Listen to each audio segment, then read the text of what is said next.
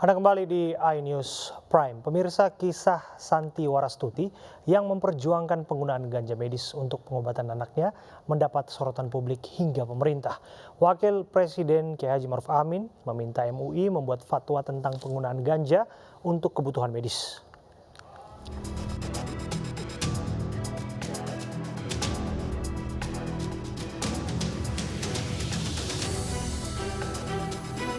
Kisah Santi Warastuti, seorang ibu yang memperjuangkan penggunaan ganja medis untuk pengobatan anaknya, mendapat sorotan publik hingga pemerintah.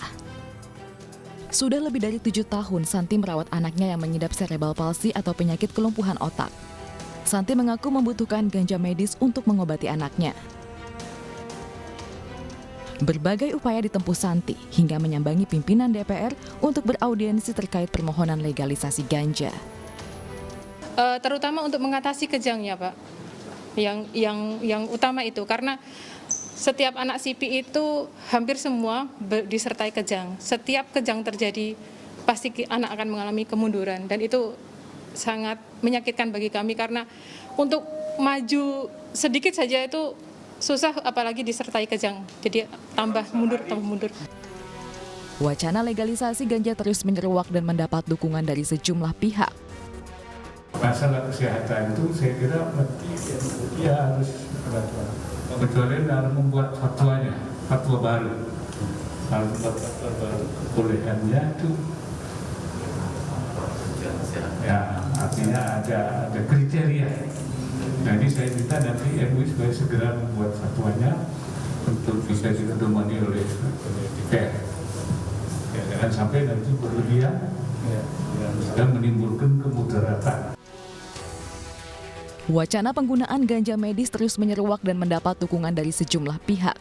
Di antaranya Wakil Presiden Ma'ruf Amin yang meminta Majelis Ulama Indonesia membuat fatwa tentang penggunaan ganja untuk kebutuhan medis. Kini Santi juga tengah menunggu keputusan Mahkamah Konstitusi terkait permohonan uji materi Undang-Undang Narkotika yang diajukannya 2 tahun lalu.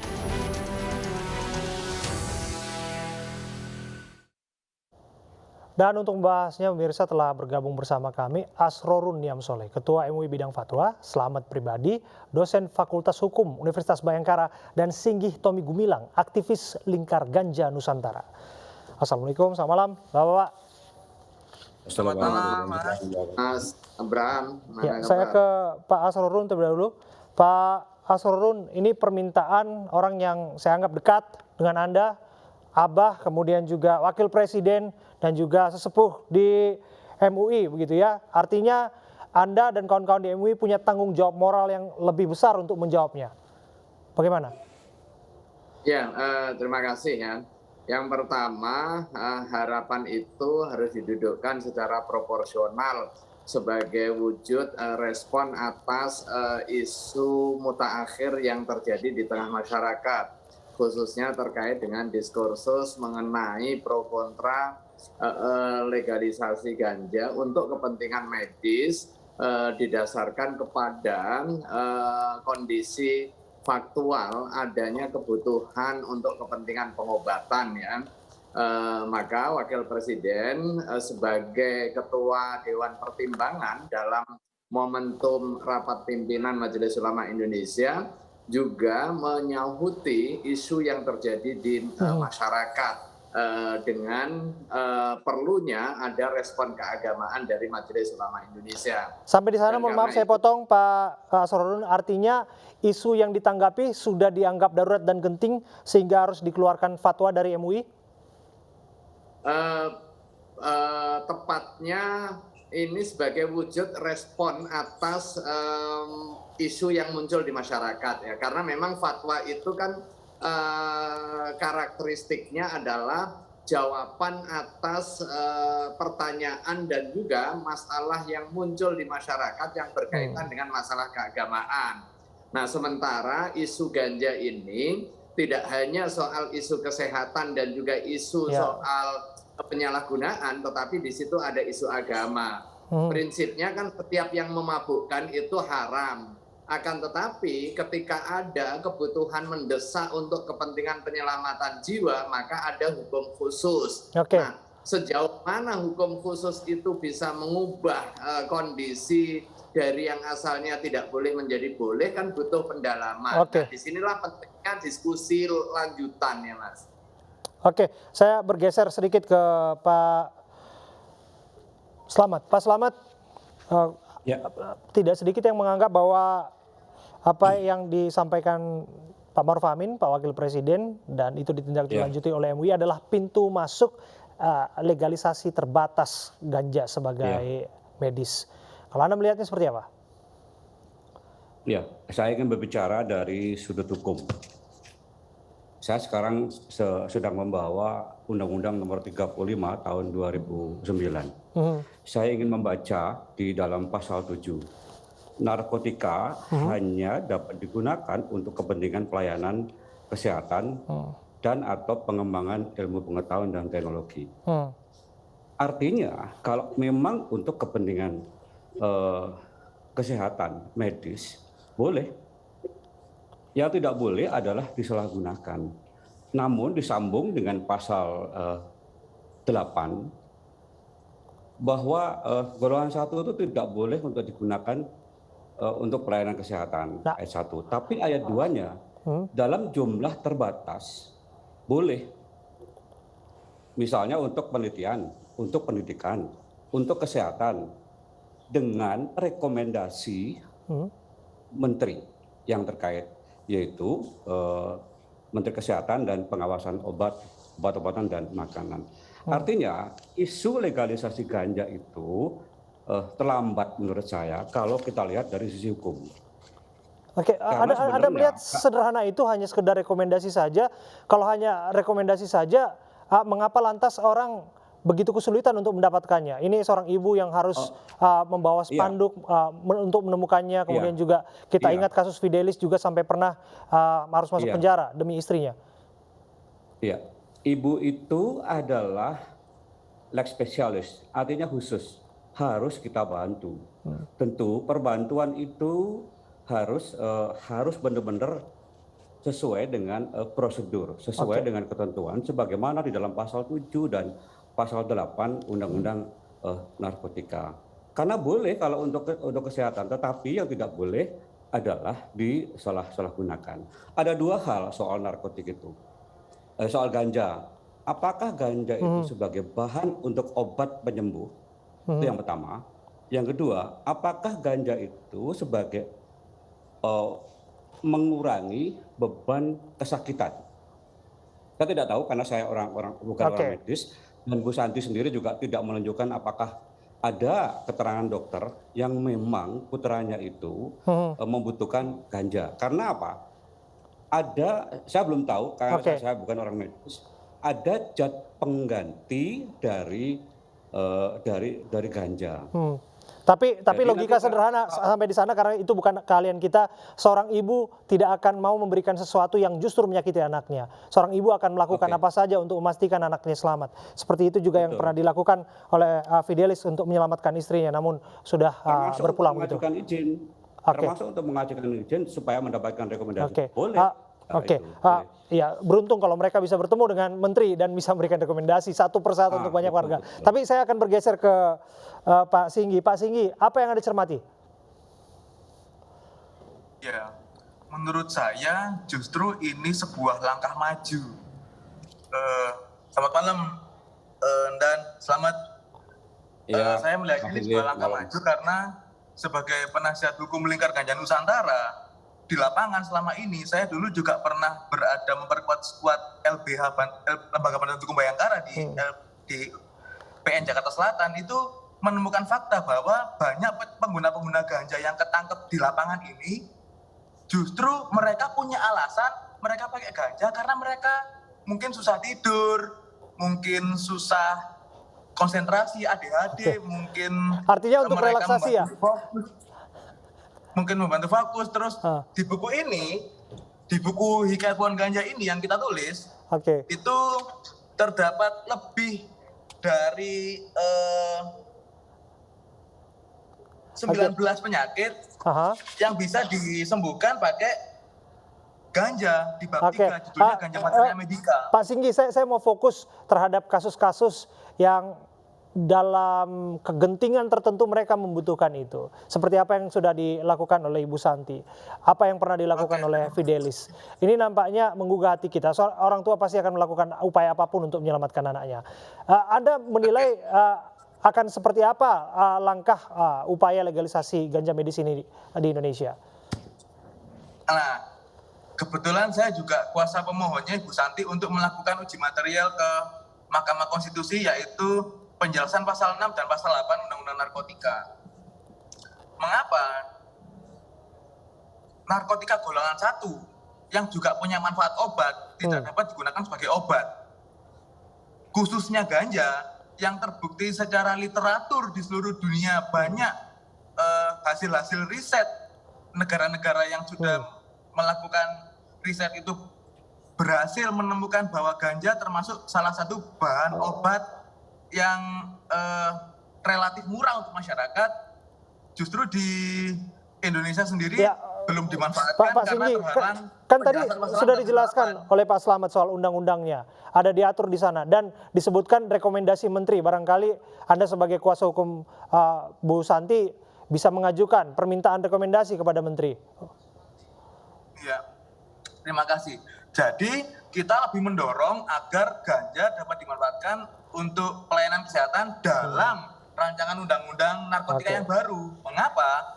Karena kalau di rancangan undang-undang narkotika yang baru yang saya baca itu sama sekali masih terdapat kekosongan hukum, terutama mengenai ganja medis. Oke. Kalau di Undang-Undang 35 2009 belum diatur, di undang-undang baru belum diatur lah. Terus kapan kita ngatur ganja medis gitu masalahnya? Itu dia, ada kepastian, ada kepastian yang dituntut di situ, Pak Slamet. Apa komentar Anda? Iya. Sebenarnya tidak terlalu sulit ya kalau saya membaca undang-undang pasal Undang-Undang 35 tahun 2009, terutama pasal 7 dan pasal 8. Barangkali Mas Inggi jangan melompat pasal 6 dan pasal 8, tapi sebenarnya juga pasal 7 dan pasal 8. Karena terus terang aja, jujur aja bahwa menurut undang-undang itu boleh barangkali peraturan teknis lah dari kementerian yang belum ada, misal dari Kementerian Kesehatan, bagaimana prosedur apabila memang ganja ini medis, karena ganja itu ada unsur positif dan unsur negatif. Teman-teman dari LGN sebaiknya juga jujur bahwa di samping ada unsur manfaat ya untuk medis, dan juga ada unsur bahaya ketika penggunaan yang berkepanjangan. Karena tidak ada jaminan dari kita semua bahwa ketika ada legalisasi ganja dengan alasan medis, tetapi ada orang per orang itu melakukan ganja untuk rekreasional. Artinya kalau seperti apa dilakukan di Amerika, Anda tidak sepakat dengan itu, Pak Slamet, di mana ada rekomendasi dokter, ada hal-hal yang harus dipenuhi di sana untuk mendapatkannya. Kemudian demi alasan penelitian, kepastian medis, barangkali banyak yang membutuhkannya. Diatur undang-undangnya sedemikian rupa, secara terbatas hanya untuk medis. Bisa tidak? Ya, di dalam pasal 8 kan sudah jelas tadi, dalam jumlah terbatas, bisa untuk medis, bisa untuk pendidikan, bisa untuk penelitian. Kenapa sampai sekarang kenapa dokter takut untuk melakukannya? Sampai sekarang kenapa lembaga-lembaga kajian dan riset tidak bergerak? Mungkin yang disebut oleh masing-masing kita tadi tentang kekosongan hukum, barangkali Permenkes atau breakdown dari pasal 6, pasal 7 dan pasal 8 ini belum tersedia, barangkali itu yang dimaksud kekosongan hukum. Tanggapan Anda, Pak? Ya. Tanggapan Anda, Pak Singgi, kalau misalnya semudah itu ada undang-undang yang mengaturnya, nampaknya tidak sesulit itu harusnya meraih ganja untuk alasan medis. Benar. Sebenarnya begitu. Tapi yang bisa kita lihat saat ini, hingga meninggalnya istrinya Fidelis dan hingga meninggalnya salah satu pemohon yaitu anak Musa, itu membuktikan bahwa undang-undang ini negara masih belum ada di antara anak-anak sakit cerebral palsi, dan negara juga belum ada di antara orang-orang yang kena kanker tulang belakang seperti istrinya Fidelis. Buktinya kemarin waktu istrinya Fidelis itu kan dia melakukan minta dispensasi ke BNN provinsi ya, minta dispensasi, tapi malah ditangkap. Itu kan saya nanya di mana negara gitu loh. Di saat rakyatnya sakit, di saat kesehatan adalah hukum yang utama, tapi negara membiarkan satu orang meninggal karena nggak dapat ganja medis. Oke, terakhir saya ke Pak Asrorun ya. Pak Asrorun, dari apa yang disampaikan kedua narasumber tadi, nampaknya sudah bisa diperhitungkan maslahat dan mudaratnya, dan kemudian MUI bisa menjadi pintu masuk untuk melakukan satu terobosan yang baru di sana. Apakah itu akan dilakukan? Fatwa itu akan segera dikeluarkan? Dan salah satu pertimbangan keagamaan itu di samping aspek manfaat madarat terkait dengan barang tersebut juga aspek regulasinya ya. Saya di samping bidang keagamaan juga mendalami soal ilmu hukum ya. Tadi Undang-Undang 35 2009 tentang narkotika itu memang mengatur mengenai ganja tidak bisa digunakan untuk kepentingan layanan kesehatan. Itu udah jelas itu ya.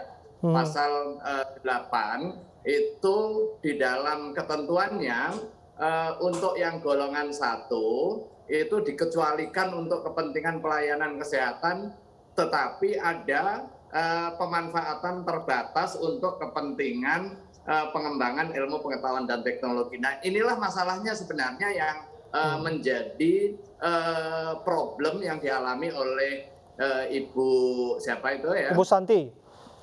Ibu Santi, seperti yang dimohonkan di Mahkamah Konstitusi. Nah, sekarang seiring dengan perkembangan ilmu pengetahuan, tentu memungkinkan untuk telaah ulang mengenai aturan ini. Itu salah satu poin ya.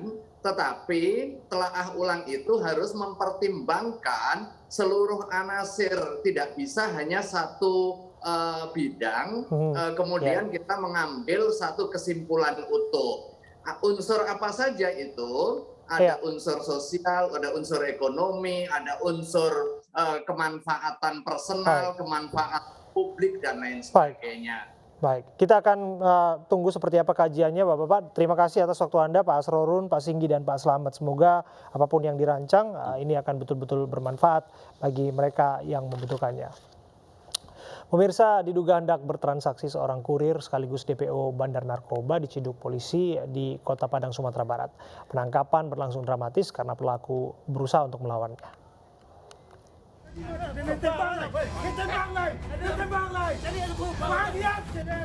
Pria ini terus meronta dan melawan saat ditangkap petugas Raja Wali Satres Narkoba Polresta Padang.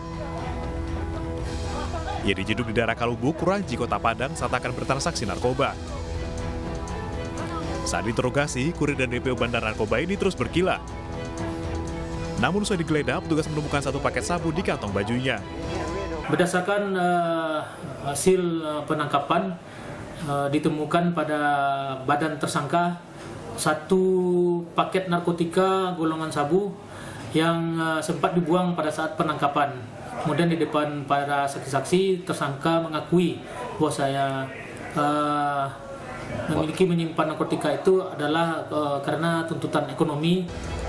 Tersangka dan barang bukti dibawa ke Mapolresta Padang untuk proses hukum lebih lanjut. Tersangka merupakan salah satu DPO bandar narkoba jaringan lapas yang selama ini menjadi target operasi polisi.